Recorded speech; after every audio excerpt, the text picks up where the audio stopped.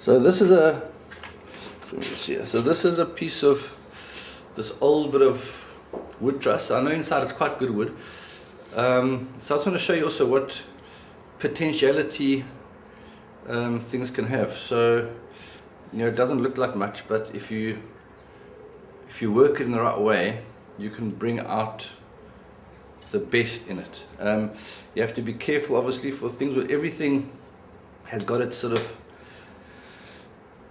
like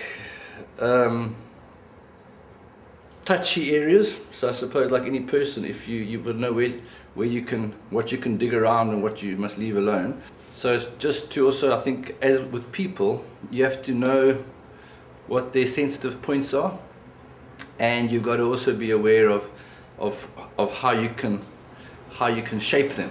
So I'm going to shape this on a bandsaw.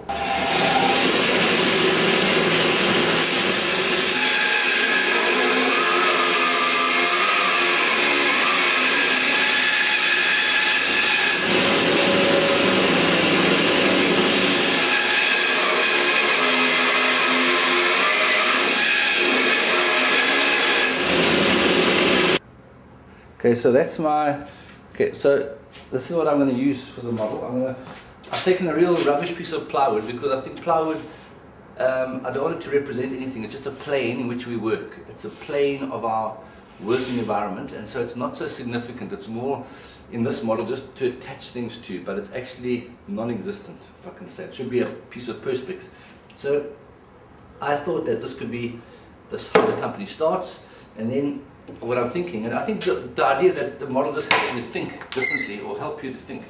So, and then you could grow the company organically. So yeah, it's organic, it grows in the same way. You could build this up and the company grows. I'm going to bring, obviously, clients, and my idea is to bring clients and the staff in later, but this is the actual sort of company form, if I can say. But I was also thinking that maybe the company could grow non-organically, could grow by acquisition. You could bolt on an acquisition. The acquisition might be smaller, so you can cut the wood in half. It might be messy. It might not be that neat, the acquisition. It might not fit that well, or it might fit very well. So it might also expand organically in different ways. So I thought of maybe cutting a piece out here and putting it, sticking out here. So this could be a certain way of growing. And then they might start a new division, which might be sticking out in some way. So I think it just helps you to illustrate, to show or represent how the company does look and might look and has looked. I think that's the idea. We've actually made it a bad fit because we've used this side, but it could have been a good fit. I don't know how you want to represent it. You can decide, is it a bad fit or is it a good fit. And then this we're going to cut, and then by hand, take me a while. I use a hand saw. Takes about 5 minutes, and then we're going to make this represent the new division. It could be the whole thing. You could just actually say, hey, this could be the life business. Maybe it's like that. Let's just leave it like that. I think that's quite cool. Is that what I wanted? Is that what the business expected? Is it good to have it like that or not? So I think those are sort of questions that making a model, and every time you sort of, before you cut with the wood, you're sort of saying, well, do I want to cut the wood? Because unlike a computer model, you can't, it's not as dynamic. You can't just put it back again. So if I cut this wood to that size, it's going to have to stay that size. But let's see, let's cut it, I think. Let it start off small, it might become bigger. And as I said, you could do it like that. That could be your life business. Let's see.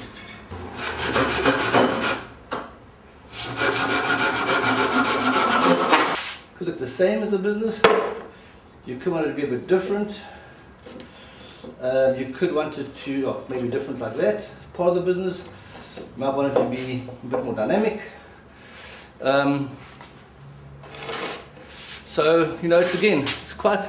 It lets you move stuff around a lot, which helps you to actually think about things. And I think the nice thing about using hand tools as well sometimes is that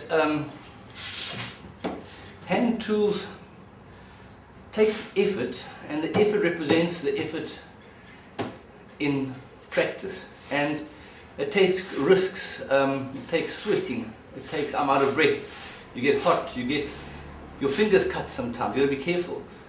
So it's more real than actually doing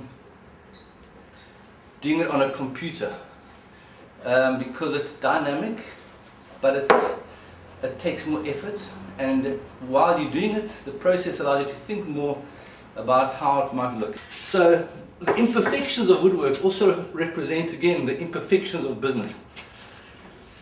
So yeah, as I said, you could either hold this together, you could glue them together, you could bolt them together, you could use elastics. So, you know, elastics means that you could put, or they're a bit more loose, they can be pulled apart. If you bolt them, they're going to be harder to take apart, but they could be undone with a lot of effort. So again, how you want these things to fit together in real life, you could do that here as well. It's so dynamic. Area of concern is that we've got clients. I don't know how we represent them. They could be, we're going to probably cut bits of wood to represent clients. And I feel that so I'm going to put the clients here. We've got sort of, well, yeah, we've got clients and we've got advisors. And what I'm finding is that each advisor looks after his clients in very much their own way. So I'm thinking of maybe sort of representing that by saying, here are the clients we're going to cut a groove in the wood now. I'm going to slide in the clients and the advisor, because these advisors and the clients are very much bonded to the company. They're not aligned to the company enough. So it's almost like we've got these sort of silos, these sort of like client relationship silos, where they look up to the company, but their relationship really is with the advisor. So I've got lots of wood I can choose from, which sometimes makes it difficult, but I suppose it's like life again. You've got lots of people to choose from who can work for you. All of it has a use, all of it can be used, but some of it is more, better quality, I suppose, than others. So I'm going to use to represent one of our I've now done little blocks to represent all of our clients, all in different shapes and sizes. Your subconscious is often at work. You're choosing wood and shapes and sizes subconsciously, and then when you've got the final product, maybe it really does represent how things are.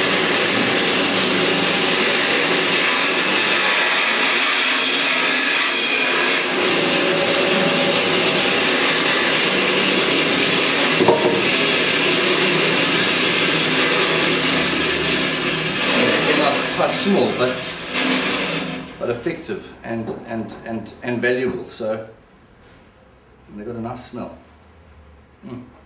So here they are. This could be me actually. It's a bit older and less perfect. This could be a younger guy. I'm going to make this the advisor.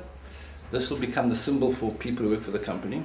So you find that often that happens where the advisor gets so many clients that he can't anymore manage, and he's got this little groove here, and what I'm trying to explore is that he's not actually going to the company, he's sort of doing it all in his own little slot, and he's pushing guys up, and some guys, like this little guy, will fall off, and so there's another advisor here. Because as I go along, I sort of think how I can represent things, and it does take time, and sometimes it's a bit tedious. The problem that we've got these sort of planes of advisors, and I find that the company is not significant enough, and maybe because it looks a bit crappy. So I'm thinking what we have to do, we've discussed in our meetings, where we have to pull the people more to the company. I think the people are now facing the advisor. This guy is an advisor, and this guy is an advisor. So they're facing the advisor more than the company. You could have the advisor here, they might be here, they probably are more here, but they see the advisor, actually they are like that. They see the advisor before the company. And what I want to do is rather put the advisor in the company, and so this guy also goes to the company, and then what you want to do is actually have a perception, because the inside is always going to be a bit messy, but you want to give the clients a perception of a really great business. And that, I suppose, is done through marketing. The clients want to be associated with a great company. And if this advisor leaves the company, it should have no impact on the clients. At the moment, if an advisor leaves the company, because it's not really significant, if an advisor leaves the company, the guys are going to probably go with him. So you're going to lose this whole stream of income. And before I cut anything, I just want to sort of say that I don't have to do anything else. This model already represents a lot for me, and I don't have to actually cut anything more. I could use just, you know, press stick to stick. But I think it's quite nice that things move around quite freely. But I'm going to just put some grooves in, and but I want it to be still dynamic so that you can move things around. But that I'm going to cut a groove into this plane is quite a sort of thing, and saying this is how it works. But actually, it shouldn't be done, because it will give you much more fluidity to think of things differently if you don't, and if you keep things quite open, which creates more tension, but it allows you more flexibility. But obviously, yeah, you have to probably start setting in place some sort of systems or procedures. So I suppose you know this is like embedding a procedure. You're saying I'm going to put a groove in there. I can't take it out once it's in there. And that's how we're going to do things. It's embedding procedure. Just trying to make something fit a bit better. Like the real thing, it just takes a bit of effort.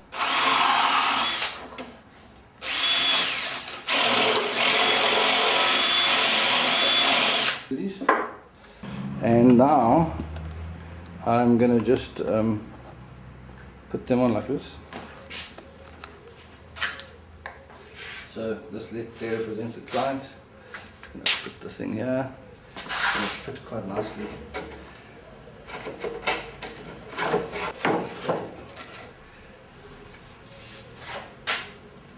Another one, another client. By having this structure, you can see what happens. It move around too much, it falls apart. And then the thing is that the people are too aligned, or too in this groove here, and not really aligned enough with the company. So my idea now is to bring these guys inside, and then have the clients move up a bit. And ideally, you actually want to put the clients around the company and the advisors in the company. So I'm going to sort of change the format and have the clients all the way around. Maybe I'll take off these things and put them around. You know, I'm not. Yeah. So that's maybe how you want to see it. The model is quite siloed.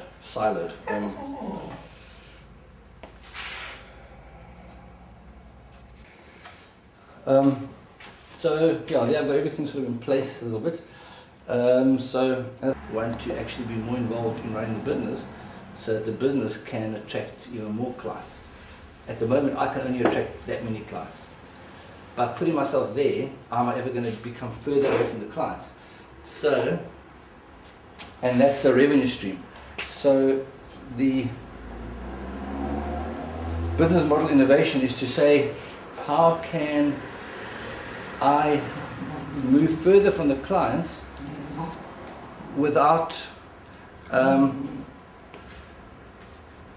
become part of the company? And so I want this guy to become part of the company, and I want this guy to become part of the company, and I want the clients to actually not be like this, but I want the clients to become like that.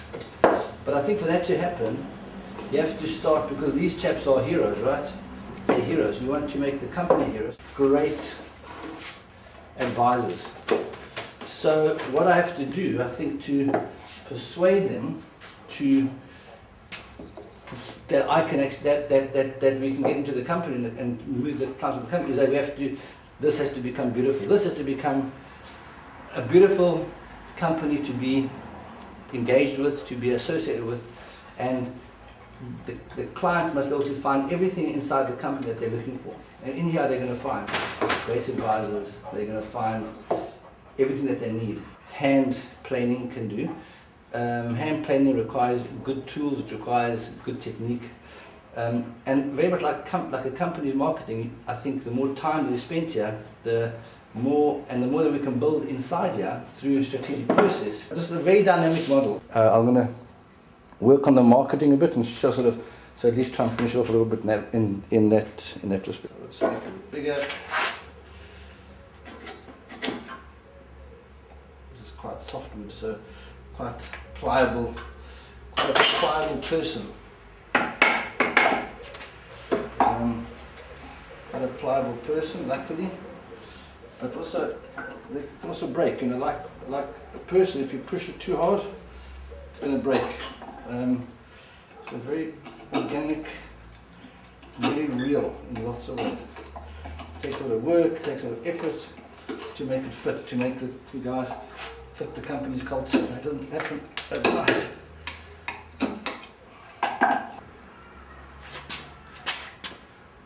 It's sort of,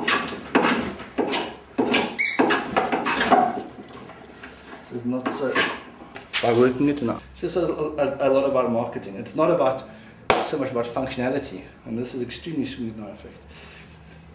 Functionality happens inside the company. It happens in the way the things interrelate.